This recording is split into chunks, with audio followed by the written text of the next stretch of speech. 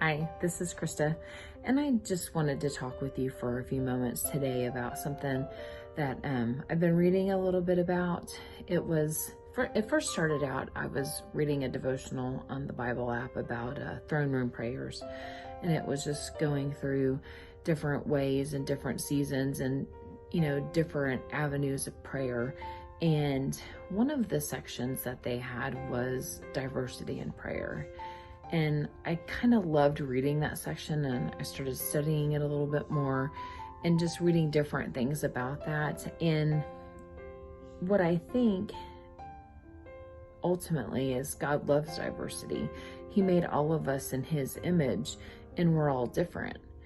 So since he made us all in his image and none of us are the same, then of course he would want a diverse church. Of course he would want a diverse population of people praying to him in different ways. And so diversity in prayer isn't just that different people are praying, it's that different people are praying differently.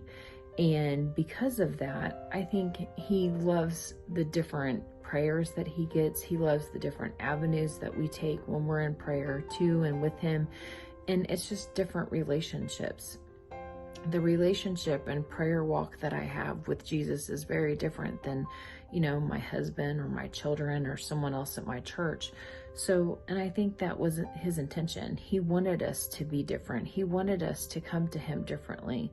He wanted us to have different relationships with him, because my relationship is different than the relationship my husband has with Jesus.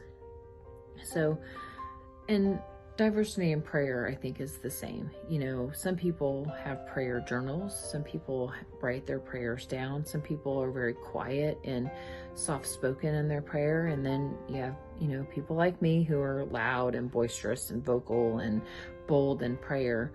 But I'm not just pigeonholed into that. That is typically how I pray, but I have seasons where I pray silently and I pray quietly, and I'm very soft and gentle in my prayer, and I'm not in a warfare mode, but I am an intercessor, and you can intercede, fervently and boldly and loudly, or you can do so very humbly and quietly.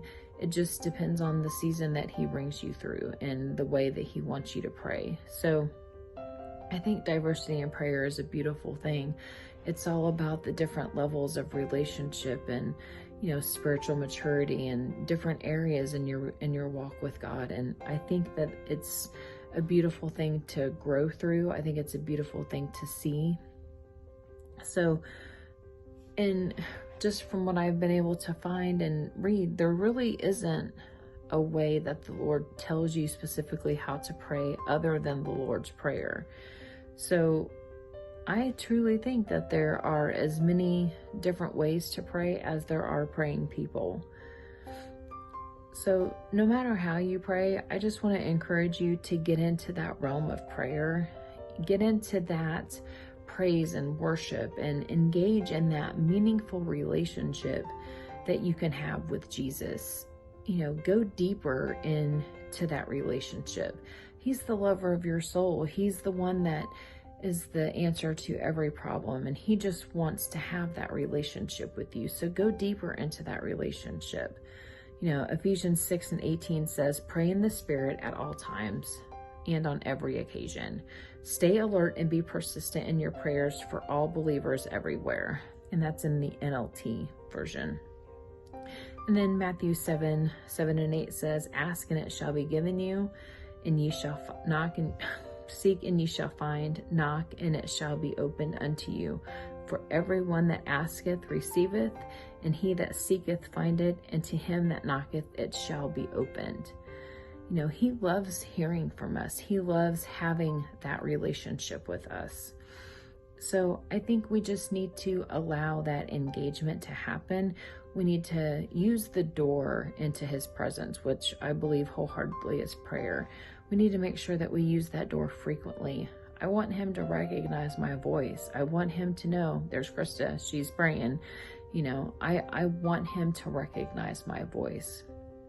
So I just want to encourage you, and again, myself, some days I need encouragement. I need to work my way through prayer. I just want to encourage you, to step into that relationship and to go further in prayer. And don't expect to pray the same way that your spouse or your friend or, your pastor or even your, any leadership. Pray the way that the Lord's leading you to pray, and allow for His many lessons to change how and when you pray. So that's all I have for today. Thank you for your time.